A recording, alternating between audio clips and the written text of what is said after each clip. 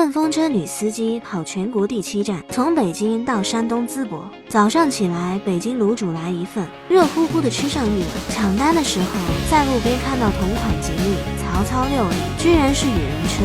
今天气温骤降，开启车内热泵空调，让我在车上感觉多穿了一件羽绒服。今日第1单178大洋，一个不爱说话的弟弟。我这种社恐司机十分喜欢这种乘客。第2单439大洋，商务哥和商务姐，一路电话没停过，能不能也带一下小妹发财致富？从大洋方站到博兴南，一共380公里，晚上9点顺利送达。祝你们生意做大做强。前景加个高速费77大洋，又开了1个小时到淄博。沉默的弟弟，你送到了。今日收入617，淄博的第1顿烧烤必须租钱，40元现烤的串简直香死人。搭配这个淄博小饼，淄博烧烤确实美味。饭后躺在大座椅寻找顺路。早上起来，我的车也带满了大雪。下一站去哪里好呢？